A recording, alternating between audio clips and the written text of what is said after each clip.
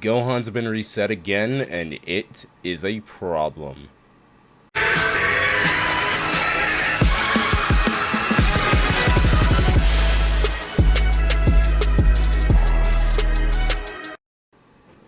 Okay, so in case you've been living under a rock, we've got Dragon Ball Super Superhero coming up, going into theaters in Japan in about a week or so, but for us Americans, we gotta wait till August.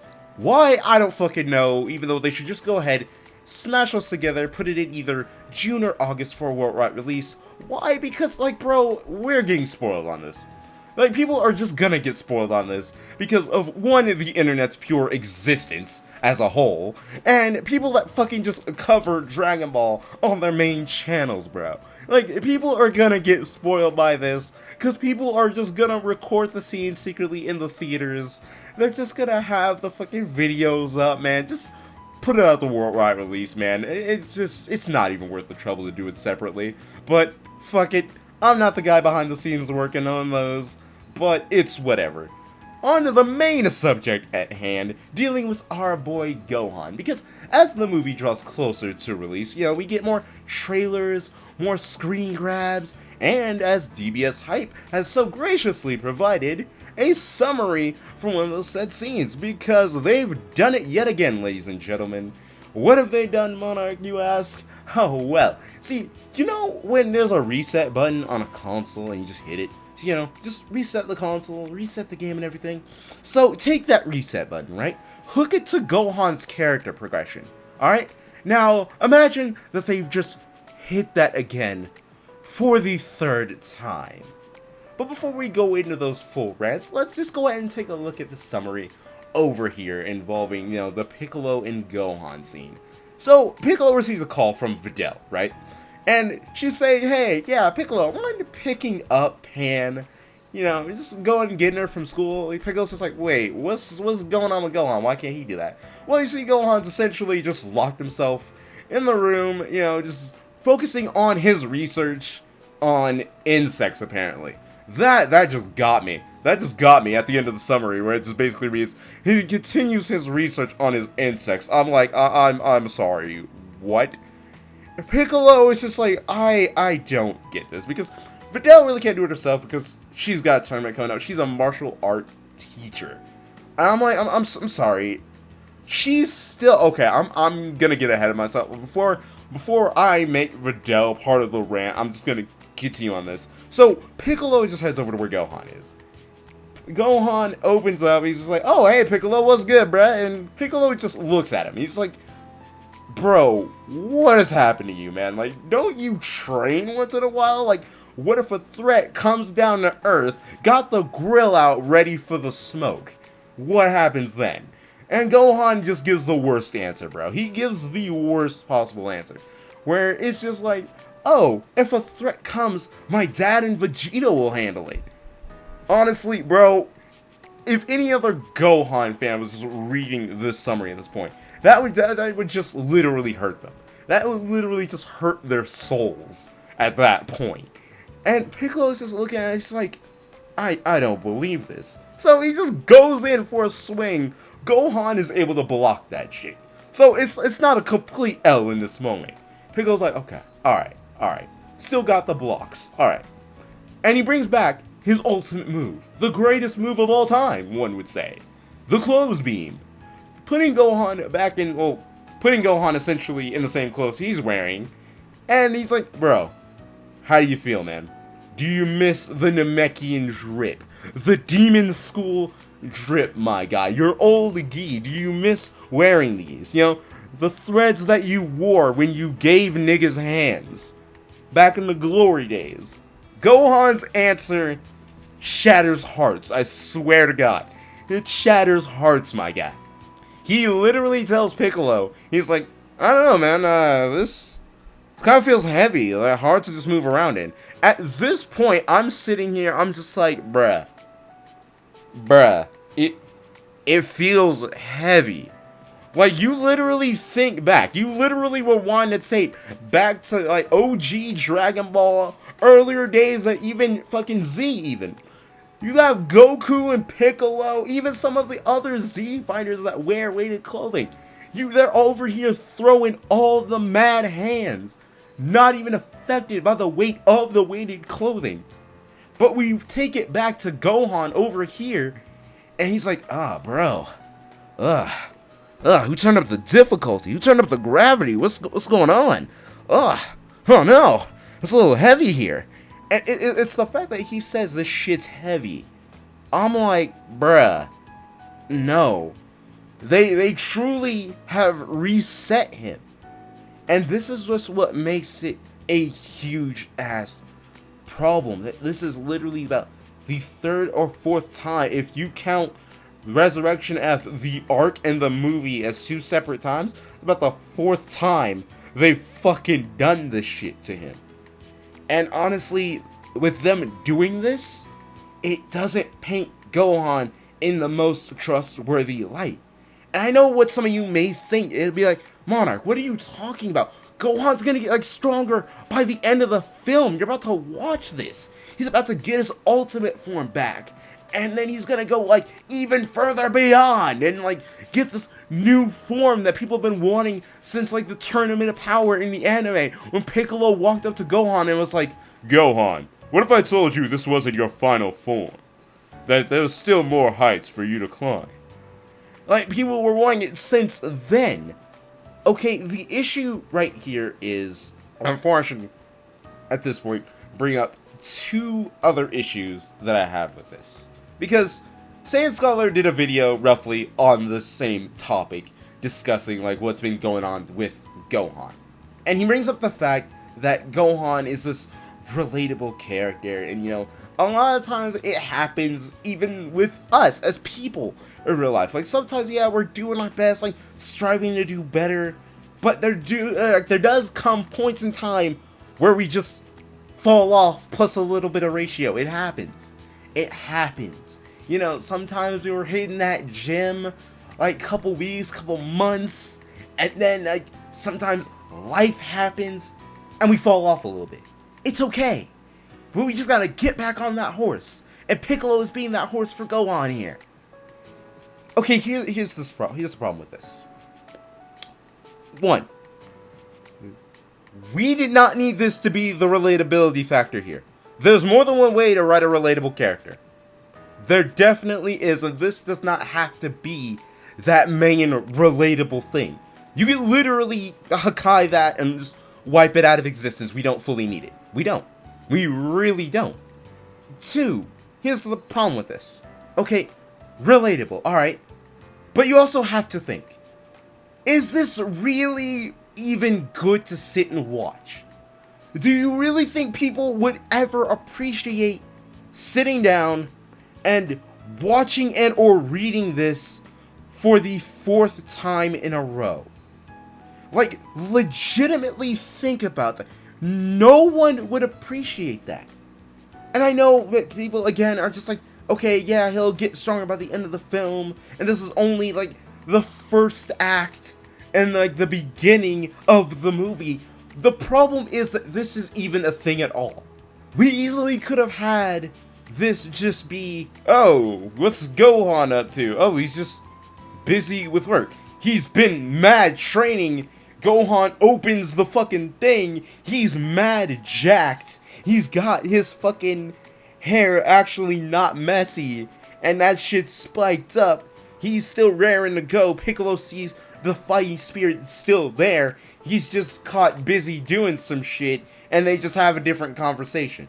You could easily have just written that, but instead, we have to literally hear for the umpteenth time, regardless of how it is said and or written, Gohan, you fell off plus ratio.